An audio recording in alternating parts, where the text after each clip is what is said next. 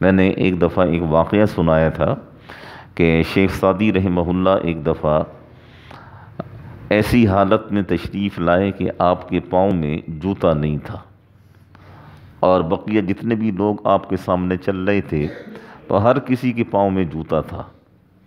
تو آسمان کی طرف منہ کر کے کہا کہ باری تعالیٰ عجیب معاملہ ہے، سب کے پاؤں میں جوتا ہے، میرے پاؤں میں جوتا نہیں ہے۔ تو لکھا ہے کہ وہ جس جگہ پر آئے تھے وہاں سے فارغ ہو کر جب جانے لگے تو راستے میں کیا دیکھتے ہیں کہ ایک آدمی کے سرے سے پاؤں ہی نہیں ہیں اور وہ زمین پر گھسٹ کر چل رہا ہے۔ تو فوراً آپ کو تنبیہ ہوئی اور آپ نے کہا باری تعالیٰ تیرا شکر ہے کہ میرے پاؤں تو سلامت ہیں، میرے پاؤں تو سلامت ہیں۔ جب پاؤں سلامت ہیں تو کبھی نہ کبھی جوتا بھی آ ہی جائے گا۔ اور انسان کی ویسے عام فطرت یہی ہے انسان کی کہ انسان بڑا ناشکرہ واقع ہوا ہے۔ قرآن مجید میں بھی اللہ جل شانہ نے اسی چیز کو بیان فرمایا ہے کہ انسان بڑا ناشکر ہے، شکر کرنے کی عادت اس کی کم ہے۔ سیدنا عمر رضی اللہ عنہ ایک دفعہ طواف کرنے کے لیے بیت اللہ شریف میں تشریف لائے،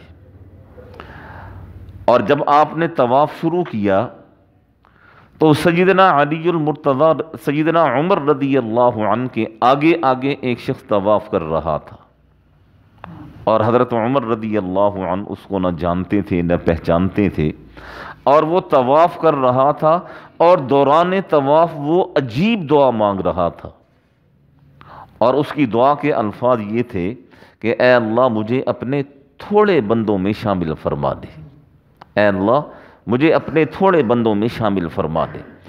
تو حضرت عمر رضی اللہ عنہ بڑے متعجب ہوئے کہ یہ شخص کیا دعا مانگ رہا ہے اور کیسی دعا مانگ رہا ہے۔ جب طواف ختم ہوا تو حضرت عمر رضی اللہ عنہ نے اس شخص کو پکڑ لیا اور فرمایا کہ بندہ خدا تو عجیب دعا مانگ رہا تھا کہ اے اللہ مجھے اپنے تھوڑے بندوں میں شامل فرما دے، یہ کیا اس کا پس منظر ہے، کیا کہنا چاہ رہا تھا تو، یہ کیسی دعا مانگ رہا ہے؟ تو اس شخص نے حضرت عمر رضی اللہ عنہ سے کہا کہ آپ قرآن نہیں پڑھتے؟ حضرت عمر رضی اللہ عنہ بھی ٹھٹک گئے اور فرمایا کہ کیوں، قرآن تو ہم پڑھتے ہیں۔ تو اس شخص نے کہا کہ آپ نے قرآن میں یہ نہیں پڑھا وَقَلِيلٌ مِّنْ عِبَادِيَ الشَّكُورُ کہ ہمارے رب نے کہا بہت تھوڑے بندے ہیں جو میرا شکر ادا کرنے والے ہیں، آپ نے نہیں پڑھا؟ حضرت عمر رضی اللہ عنہ کی فوراً آنکھیں کھولی اور فرمایا کہ ہاں ہم نے پڑھا ہے۔ تو اس شخص نے کہا میں بھی تو اللہ سے یہی کہہ رہا ہوں کہ ان تھوڑے بندوں میں مجھے بھی شامل فرما دے، وَقَلِيلٌ مِّنْ عِبَادِيَ الشَّكُورُ۔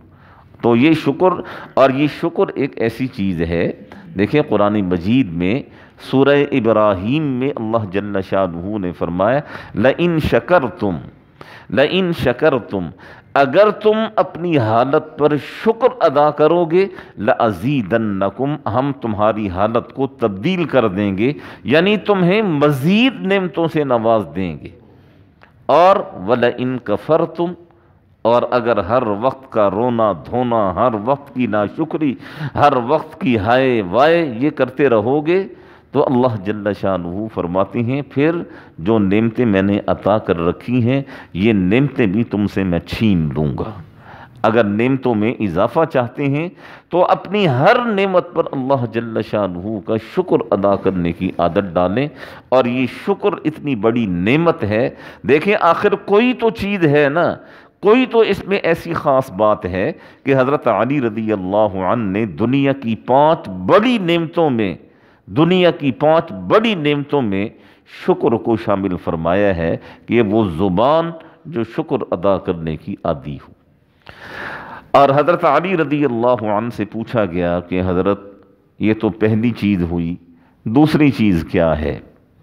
تو حضرت علی رضی اللہ عنہ نے فرمایا کہ دوسری چیز ذکر کرنے والا دل ہے۔ بھائی سو رہے ہیں یا جاگ رہے ہیں؟ ہاں بالکل میری طرف دیکھیں، نہ آنکھیں بند کرنے کی اجازت ہے نہ سونے کی اجازت ہے، میری طرف دیکھیں۔ دوسری چیز ایسے تو نہیں بس ہم بولتے رہیں آپ سوتے رہیں، اور 10-15 منٹ کا درس سننے کے بعد آپ اٹھ کے چلے جائیں، ہم خوش ہو جائیں جی ہم نے سارا دن محنت کی ہے، لوگوں کو سنایا ہے، لوگوں کو سمجھ بھی آیا، اور ہم بیان کریں اور آپ سوتے رہیں، یہ ناقدری بھی ہے، ناشکری بھی ہے، تو بالکل محتاط ہو کے بیٹھا کریں۔ تو دوسری چیز حضرت علی رضی اللہ عنہ نے فرمایا کہ ذکر کرنے والا دل، ذکر کرنے والے دل سے کیا مراد ہے؟ یعنی وہ دل جو ہر وقت اللہ کی طرف متوجہ رہے۔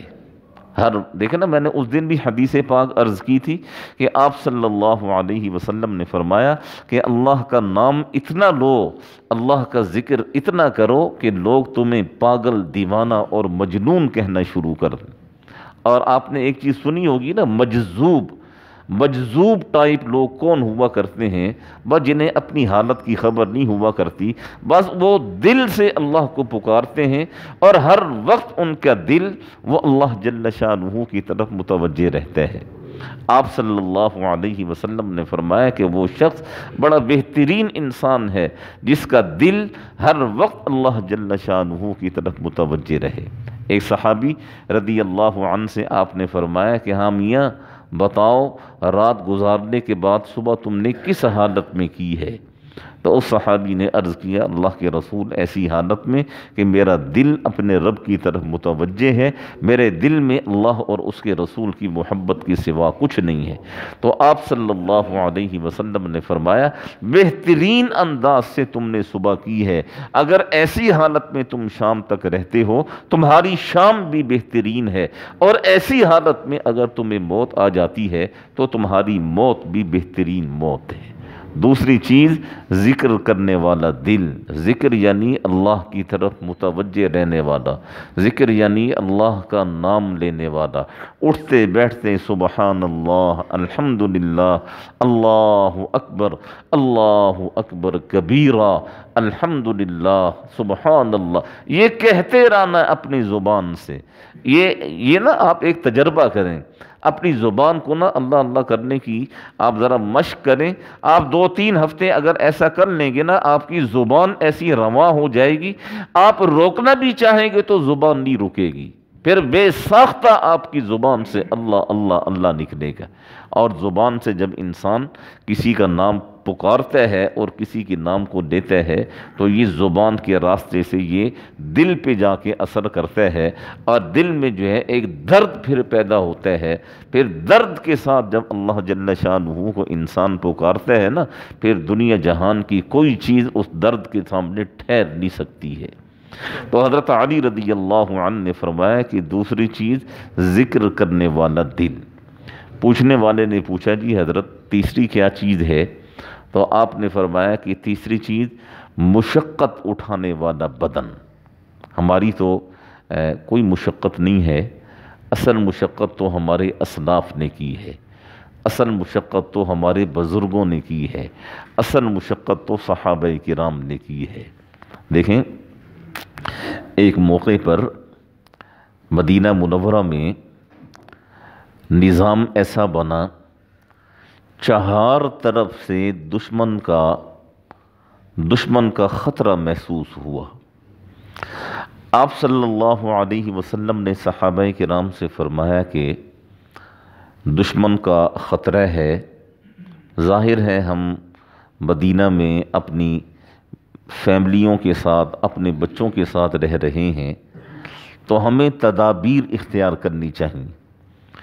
تو صحابہ کرام نے عرض کیا، اللہ کے رسول تدبیروں میں یہ چیز بہترین ہے کہ ہم رات کے وقت پہرا دیں تاکہ کوئی مدینہ شہر میں داخل نہ ہو سکے اور دشمن نہ آ سکے۔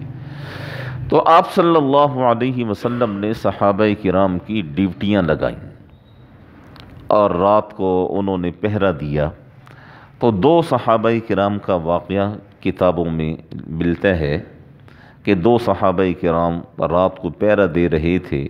ظاہر ہے اس زمانے میں یہ لائٹ وائٹ کا ایسا نظام تو نہیں تھا جو آج ہے، اور چمک دمک نہیں تھی ایسی جو آج روشنی کی وجہ سے ہوتی ہے، اندھیرا گپ۔ تو 2 صحابی وہ پہرا دے رہے تھے، تو وہ آپس میں گفتگو کر رہے ہیں۔ گفتگو کیا کرتے ہیں؟ ایک صحابی دوسرے سے کہتے ہیں کہ یار سنیے گا یار، ہماری زندگی میں مدینہ میں کبھی ایسا وقت بھی آئے گا کہ ہم رات کو سکون سے سو سکیں گے؟ ہم رات کو سکون سے سو سکیں؟ مدینہ وہ جگہ ہے کہ قیامت کی صبح تک یہ جگہ جائے امن ہے، اور وہاں جو بھی جاتا ہے وہ امن اور سکون محسوس کرتے ہیں۔ لیکن یہ امن اور سکون ایسے تو نہیں آیا نا، اس کے پیچھے صحابہ کرام کی قربانیاں ہیں۔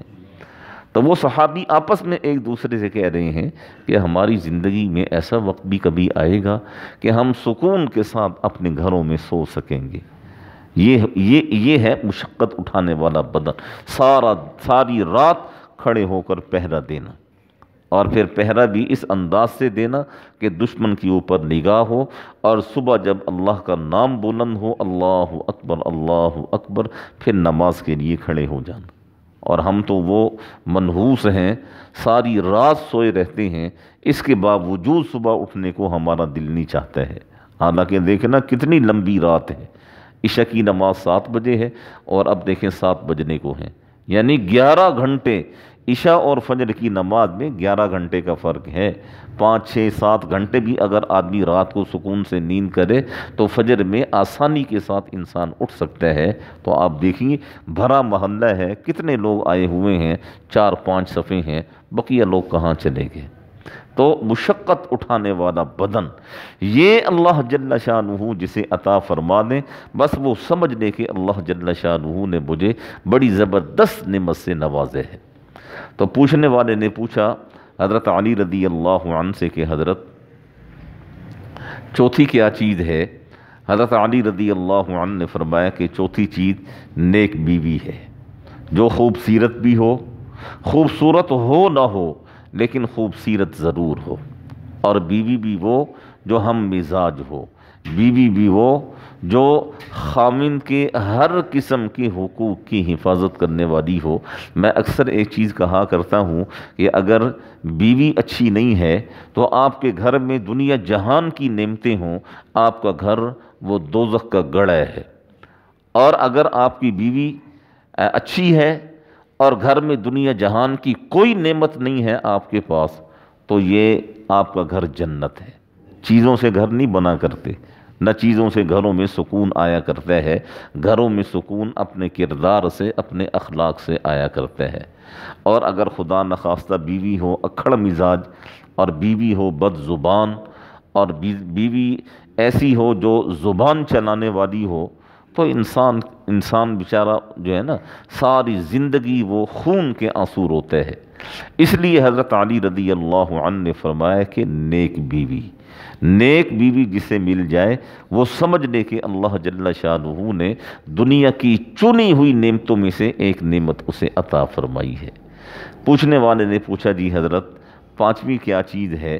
حضرت علی رضی اللہ عنہ نے فرمایا کہ پانچویں چیز سہولت والی روزی ہے۔ اور میں نے اس دن بھی عرض کیا تھا کہ سہولت والی روزی سے مراد حق حلال کی روزی ہے۔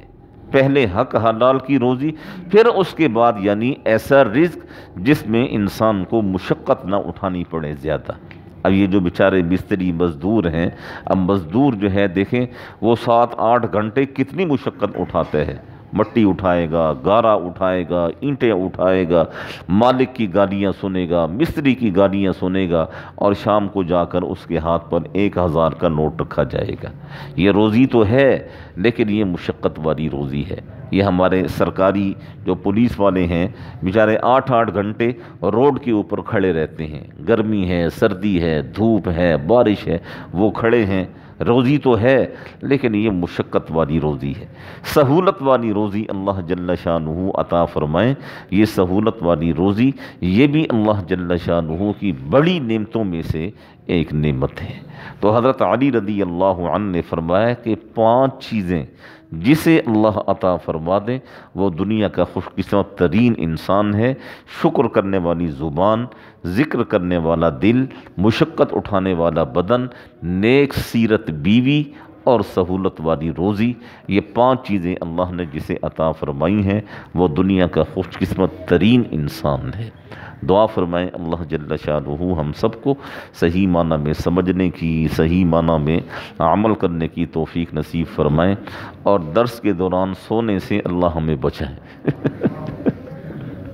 اصل میں یہ جو وقت ہوتا ہے